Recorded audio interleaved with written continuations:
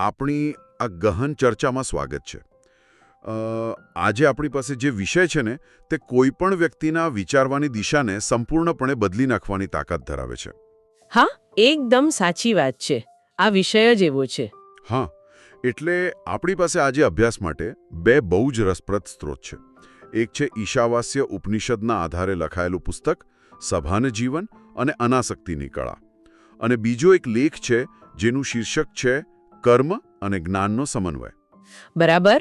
અને આજની આપણી આ ચર્ચાનો મુખ્ય ઉદ્દેશ્ય એ છે કે આપણે એ સમજવાનો પ્રયાસ કરીશું કે હજારો વર્ષ જૂનો આ પ્રાચીન ગ્રંથ શા માટે બધું છોડીને જંગલમાં જઈ સંન્યાસ લેવાની વાત નથી કરતો. હા, મોટાભાગે લોકોને એવું જ લાગે છે કે આધ્યાત્મિકતા એટલે બધું છોડી દેવું. બિલકુલ. પણ તેના બદલે આ ગ્રંથ આજની આ અત્યાધુનિક, સ્પર્ધાત્મક અને ભાગદોડવાળી દુનિયામાં રહીને એકદમ સંતુલિત અને શાંતિપૂર્ણ જીવન કેવી રીતે જીવવું તેનો એક સ્પષ્ટ નકશો આપે છે. એટલે જ આ કોઈ સામાન્ય ગ્રંથ નથી. હું ક્યાંક વાંચતો હતો કે મહાત્મા ગાંધીએ આના વિશે એક બહુ જ મોટી વાત કહી હતી. તેમનો એવો મત હતો કે જો હિન્દુ ધર્મના તમામ ગ્રંથો, બધા જ વેદો અને ઉપનિષદો કોઈ કારણસર નાશ પામે, પણ હા, માત્ર પહેલો મંત્ર બચી જાય તો પણ. એકદમ સાચું. જો માત્ર આ ઈશાવાસ્ય ઉપનિષદનો પહેલો મંત્ર બચી જાય તો પણ આખો ધર્મ અને તેની મૂળ ફિલોસોફી જીવંત રહેશે. માત્ર 18 મંત્રોનો આ સાવ નાનકડો ગ્રંથ છે, છતાં તેમાં જીવનના એવા ગૂઢ રહસ્યો છુપાયેલા છે જેને સમજવા માટે એક આખી જિંદગી પણ કદાચ ટૂંકી પડે. જુઓ, આમાં સૌથી નોંધપાત્ર બાબત એ છે કે આ માત્ર કોઈ આદર્શવાદી કે હવામાં થતી ફિલોસોફીની વાતો નથી. જો આપણે આ સ્ત્રોતોનું ઊંડાણપૂર્વક વિશ્લેષણ કરીએ ને તો આજના આધુનિક જીવનની રોજિંદી સમસ્યા ઉકેલવા માટેનું આ એક અત્યંત સચોટ પ્રેક્ટિકલ મેન્યુઅલ છે. હા, પ્રેક્ટિકલ મેન્યુઅલ એ બહુ સાચો શબ્દ છે. કારણ કે મોટાભાગે આધ્યાત્મિકતાનો અર્થ એવો કાઢવામાં આવે છે કે સંસાર છોડી દેવો, કે જવાબદારીઓમાંથી મુક્ત થઈ જવું. પરંતુ હું હંમેશા કહેતી હોઉં છું કે આ ગ્રંથ જીવન છોડવાનું નથી કહેતો. તે જીવનને તેના પૂરેપૂરા રંગો સાથે પણ એક સાવ નવી અને સ્પષ્ટ દૃષ્ટિ સાથે જીવવાની કળા શીખવે છે. એટલે કે આ એક એવો અભિગમ છે જે આજના સમયની ચિંતા અને તણાવને સીધો સંબોધે છે. ચલો આને જરા વિગતવાર સમજીએ. આ અભિગમને સમજવા માટે સ્ત્રોતમાં બે બહુ શક્તિશાળી સિદ્ધાંતો આપ્યા છે. પહેલો સિદ્ધાંત છે ઈશાવાસ્યમ ઇદમ સર્વમ, અને બીજો છે તેન ત્યક્તેન ભુંજીથા. જો આને એકદમ સરળ અને વ્યવહારિક ભાષામાં સમજવાનો પ્રયત્ન કરીએ તો આખી વાત માલિકી ભાવ એટલે કે ઓનરશિપ થી લઈને માત્ર એક સંભાળ રાખનાર એટલે કે સ્ટીવર્ડશિપ સુધીની માનસિક સફર વિશે છે. અહીં સૌથી આકર્ષક બાબત એ છે કે ઈશ્વર કોઈ દૂર આકાશમાં બેઠેલો નથી. ઈશાવાસ્યમ ઇદમ સર્વમનો અર્થ જ એવો થાય છે કે આ સમગ્ર બ્રહ્માંડમાં કણે કણમાં ઈશ્વર અથવા તો એક પરમ ચેતના વ્યાપ્ત છે. હા, અને આને સમજવા માટે સ્ત્રોતમાં પેલા સોનાના ઘરેણાનો બહુ જ સુંદર રૂપક આપેલું છે. ધારો કે કોઈ પાસે સોનાની બંગડી છે, સોનાની ચેઇન છે અને સોનાની વીંટી છે. બરાબર. આ બધાના આકાર અલગ છે, વજન અલગ છે અને નામ પણ અલગ છે. હા, પણ જો ધ્યાનથી જોવામાં આવે તો એ બધાના કણે-કણમાં મૂળભૂત રીતે શું રહેલું છે? માત્ર સોનું. બંગડીનો કોઈ પણ એવો હિસ્સો નથી જ્યાં સોનું ન હોય. બસ આ જ રીતે આ સૃષ્ટિના દરેક કણમાં સજીવ હોય કે નિર્જીવ તે પરમ ચેતના વ્યાપ્ત છે. અને જ્યારે આ વિચારને આપણે આપણા રોજિંદા જીવનમાં ઉતારીએ છીએ ને ત્યારે આખી દુનિયાને જોવાનો નજરિયો જ બદલાઈ જાય છે. જો બધું જે પરમ ચેતનાથી ભરેલું છે તો પછી કોઈ વસ્તુ ખરાબ કે અશુદ્ધ કેવી રીતે હોઈ શકે? સાચી વાત છે. આ વિચાર માણસને એક પ્રકારની પવિત્રતાનો અહેસાસ કરાવે છે. હવે આના પરથી પેલો બીજો સિદ્ધાંત આવે છે, તેન ત્યક્તેન ભુંજીથા, એટલે કે ત્યાગની ભાવના સાથે આ જગતનો આનંદ લેવો. આ સિદ્ધાંતને સમજાવવા માટે સ્ત્રોતમાં જે હોટેલના રૂમનું રૂપક આપ્યું છે તે મને ખરેખર બહુ જ ગમ્યું. એકદમ સચોટ છે. આજના સમયમાં કોઈ પણ વ્યક્તિ આ ઉદાહરણ સાથે તરત જ કનેક્ટ થઈ શકે. હા, હોટેલવાળી વાત બહુ જ રસપ્રદ છે. કલ્પના કરવા જેવી છે કે કોઈ વ્યક્તિ વેકેશન માણવા માટે એક ખૂબ જ મોંઘી અને વૈભવી 5 સ્ટાર હોટેલના રૂમમાં રોકાયા છે. ત્યાં જઈને રૂમનું એકદમ ઠંડુ એસી ચાલુ કરવામાં આવે છે, મોટી સ્ક્રીનવાળો ટીવી જોવામાં આવે છે અને અત્યંત નરમ અને આરામદાયક પલંગ પર ઊંઘવાની મજા લેવામાં આવે છે. ટૂંકમાં કહીએ તો એ રૂમમાં મળતી તમામ સુવિધાઓનો પૂરેપૂરો આનંદ લેવામાં આવે છે. બિલકુલ. ઉપનિષદની ભાષામાં આને ભોગ કહેવાય છે. પણ આ બધી મજા લેતી વખતે મનમાં ક્યાંય એવો વિચાર આવતો નથી કે આ પલંગ મારો છે અથવા આ એસી મારી માલિકીનું છે. હા, કારણ કે એને ખબર જ હોય છે કે આ બધું અસ્થાયી છે. અને જ્યારે હોટલમાંથી ચેકઆઉટ કરવાનો સમય આવે છે ત્યારે બેગ પેક કરતી વખતે કદાચ કોઈ પહેલા નાના શેમ્પૂ કે સાબુ લઈ લેતું હશે. હા, એ તો લોકો કરતા જ હોય છે. એક અલગ વાત છે, પણ કોઈ એવું નથી વિચારતું કે લાવો આ ફ્લેટ સ્ક્રીન ટીવી કે પલંગના ગાદલા ઉઠાવીને ઘરે લઈ જાઓ, કારણ કે આપણે જાણીએ છીએ કે તે આપણું નથી. આ ઉદાહરણ એટલા માટે સચોટ છે કારણ કે તે સ્પષ્ટ કરે છે કે આનંદ લેવા માટે માલિકી હોવી જરૂરી નથી. હોટેલના રૂમમાં રોકાતી વ્યક્તિને પૂરેપૂરો ખ્યાલ હોય છે કે તેનું રોકાણ કામચલાઉ છે. તે માત્ર એક મહેમાન છે. બસ આ જ માનસિકતા સાથે આ સંસારમાં જીવવાની વાત અહીં કરવામાં આવી છે. એટલે આ દુનિયા પણ એક એવી જ હોટેલ છે. હા, જ્યાં બધી જ વસ્તુઓ વાપરવા માટે છે, અનુભવવા માટે છે, પણ માલિકીનો દાવો કરવા માટે નથી. જ્યારે મનુષ્ય એવું માની લે છે કે આ મારું છે અને આ કાયમ મારી પાસે જ રહેવું જોઈએ, ત્યારે જ દુઃખ અને અશાંતિની શરૂઆત થાય છે. સંસારનો બધો જ આનંદ લેવાનો છે, પણ આના વગર મારું નહીં ચાલે એવો અહંકાર છોડવાનો છે. આ જ સાચો ત્યાગ છે. એટલે ત્યાગ એટલે વસ્તુઓ છોડી દેવી એવું નથી, પણ વસ્તુઓ પ્રત્યેની પકડ કે માનસિક ગુલામી છોડી દેવી. એકદમ સાચું. આખી વાત સાંભળવામાં બહુ આકર્ષક લાગે, પણ અહીં મને એક બહુ મોટો અને સહજ પ્રશ્ન ઊભો થતો હતો. જો બધું ઈશ્વરનું જ છે અને માણસ કોઈ વસ્તુનો માલિક બની શકતો નથી, તો પછી કામ શા માટે કરવું? આ સવાલ બહુ સામાન્ય છે. સવારે વહેલા ઉઠીને ઓફિસ જવાની કે કોઈ નવો બિઝનેસ શરૂ કરવાની મહેનત જ શું કામ કરવી? આ વિચારધારા તો માણસને સાવ આળસુ કે નિષ્ક્રિય બનાવી દે તેવું લાગી શકે છે. જો આપણે આને વિશાળ સંદર્ભમાં જોઈએ ને, તો આ જ ગેરસમજ મોટા ભાગે આધ્યાત્મિકતાના નામે ફેલાયેલી હોય છે. પરંતુ ઉપનિષદ આનો બહુ જ સ્પષ્ટ અને આક્રમક જવાબ આપે છે. તે જવાબદારીઓથી ભાગવાની કે જંગલમાં જઈને બેસી જવાની સખત ના પાડે છે. અચ્છા. આ ગ્રંથનો બીજો જ મંત્ર કહે છે કે માણસે આ દુનિયામાં નિરંતર કર્મ કરતા રહીને, સતત કામ કરતા રહીને 100 વર્ષ જીવવાની ઈચ્છા રાખવી જોઈએ. ઓહ, એટલે કર્મ કરવાનું છોડવાનું નથી? બિલકુલ નહીં. અહીં કર્મયોગના સિદ્ધાંતનો પાયો નંખાય છે. કામ તો કરવાનું જ છે, પૂરી નિષ્ઠાથી કરવાનું છે, પણ પરિણામની આસક્તિ વગર કરવાનું છે. આ અનાસક્ત કર્મના ખ્યાલને સમજાવવા માટે પેલા કમળના પાનનું રૂપક સ્ત્રોતમાં આપવામાં આવ્યું છે. હા, કમળનું ઉદાહરણ બહુ જ પ્રચલિત છે. કમળ હંમેશા કાદવ અને પાણીની વચ્ચે જ ઉગે છે. તેનું આખું અસ્તિત્વ પાણીની આસપાસ જ હોય છે. પરંતુ જો કમળના પાંદડા પર પાણીનું એક ટીપું પડે તો શું થાય છે? તે પાંદડું જરાય ભીનું થતું નથી. ના, જરા પણ નહીં. તે પાણીનું ટીપું પાંદડા પર કોઈ ડાઘ પાડ્યા વગર એક સુંદર મોતીની જેમ સરકી જાય છે. માણસે પણ આ સંસારમાં બરાબર કમળના પાન જેવું જ રહેવાનું છે. સંસારની વચ્ચે રહેવાનું છે, ઓફિસના ટાર્ગેટ પૂરા કરવાના છે, પરિવારની જવાબદારીઓ નિભાવવાની છે. પણ આ બધી પ્રક્રિયામાં સંસારને પોતાના મન પર હાવી નથી થવા દેવાનો. કામ પૂરી મહેનતથી કરવાનું, પણ તેનું પરિણામ ધાર્યા મુજબ ન આવે તો તેનાથી નિરાશ થઈને તૂટી નથી પડવાનું. આજના કોર્પોરેટ જગતની ભાષામાં કહીએ તો પ્રેઝન્ટેશન બનાવવામાં અને પ્રોજેક્ટ પૂરો કરવામાં 100% મહેનત આપવાની. પણ જો કોઈ કારણસર પ્રમોશન ન મળે તો તે વાતને મન પર એટલી હદે નથી લેવાની કે રાતની ઊંઘ હરામ થઈ જાય. બરાબર. કમળના પાન પરથી સરકી જતા પાણીના ટીપાની જેમ એ નિષ્ફળતા કે સફળતાને મન પરથી સરકી જવા દેવાની છે.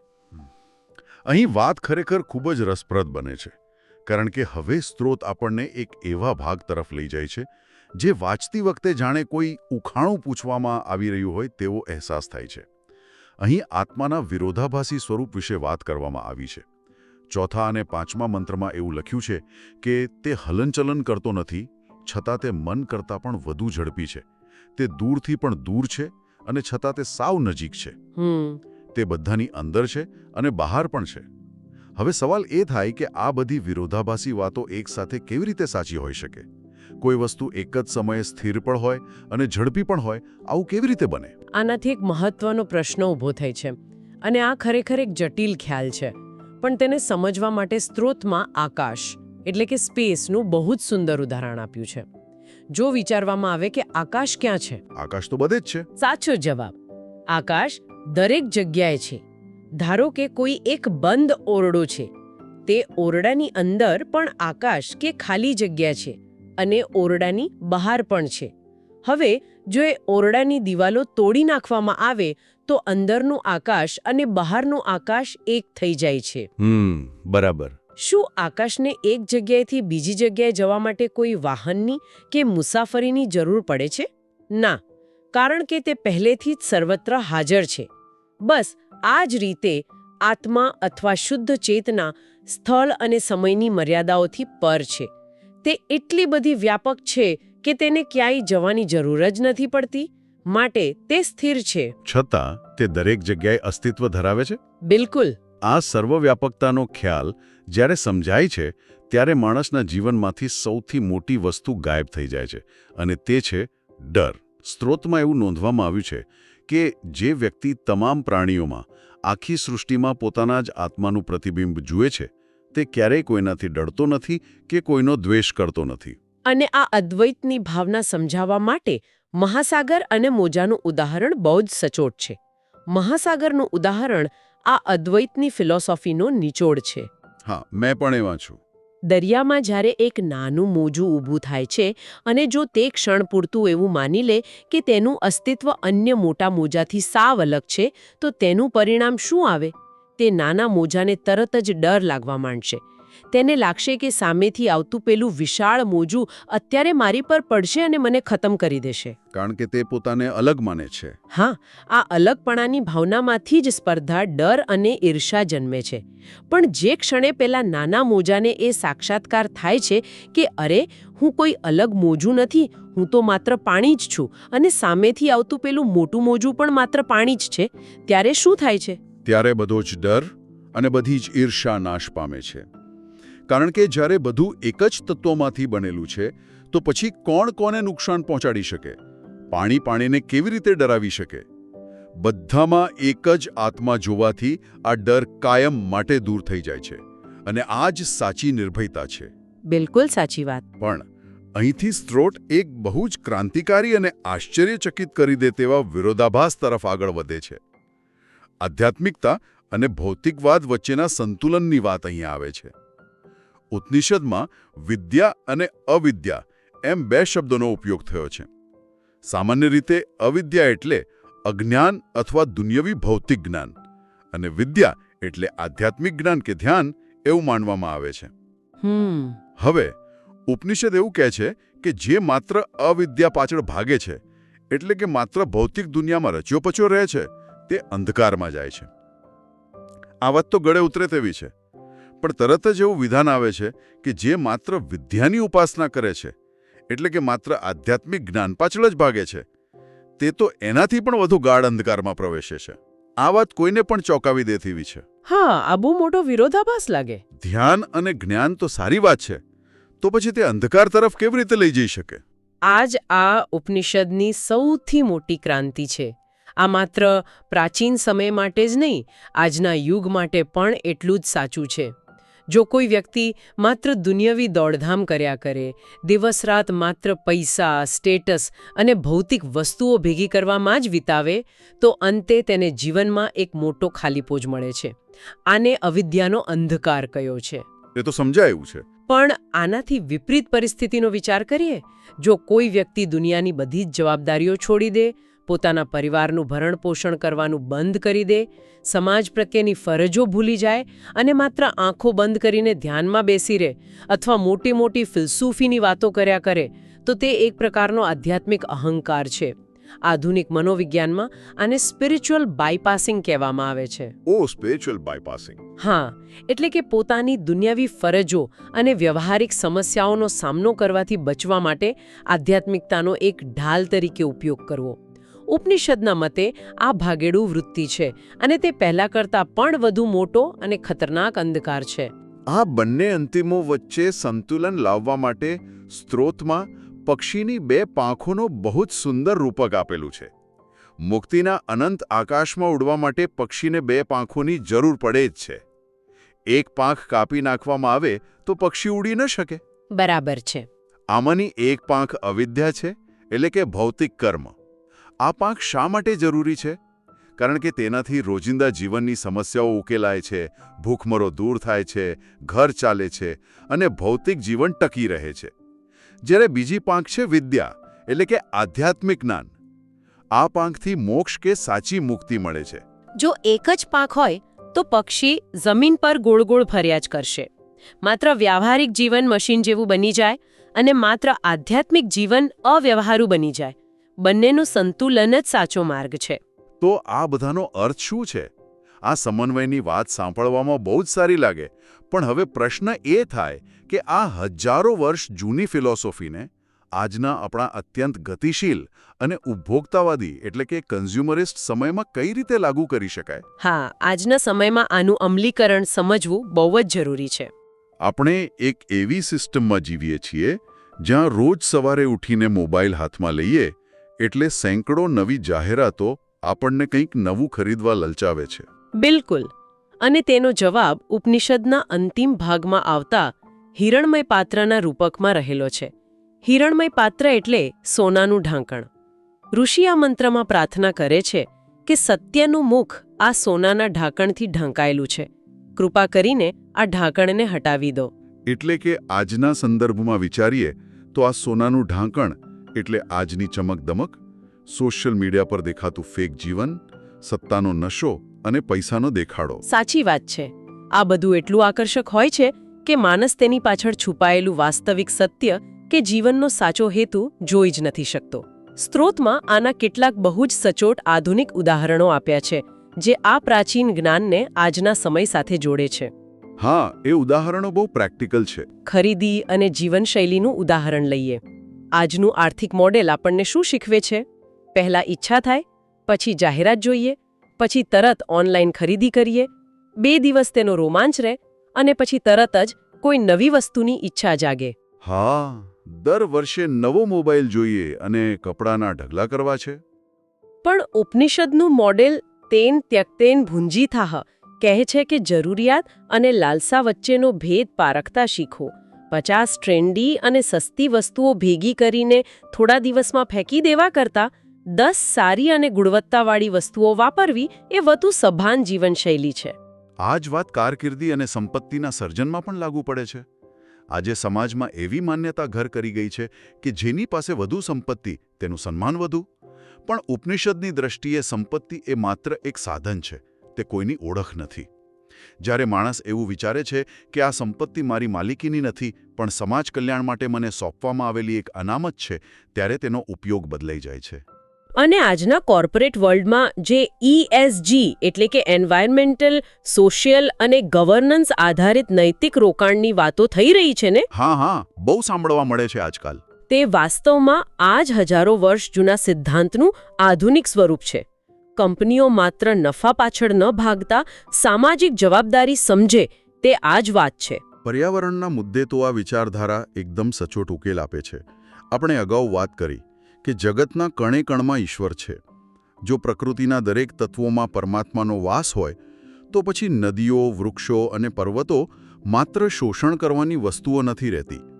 અત્યારે ક્લાઇમેટ ચેન્જની જે મોટી સમસ્યા છે તેનો ઉકેલ પણ આમાં જ છે. બિલકુલ. પાણીનો બગાડ અટકાવવો, જરૂર ન હોય ત્યારે વીજળી બંધ કરવી કે પછી સિંગલ યુઝ પ્લાસ્ટિકનો ત્યાગ કરવો, આ બધી નાની લાગતી વાતો વાસ્તવમાં ત્યાગપૂર્વક ભોગનો જ હિસ્સો છે. અને આ બધાની સૌથી મોટી અસર માનસિક સ્વાસ્થ્ય પર પડે છે. આજના સમયમાં લોકો સતત એક દોડમાં છે. હવે વધુ જોઈએની આ માનસિકતા ચિંતા અને સ્ટ્રેસ લાવે છે. આપણે સોશિયલ મીડિયા ખોલીએ એટલે કોઈના વેકેશનના ફોટા જોઈએ અને તરત જ તુલના શરૂ થઈ જાય.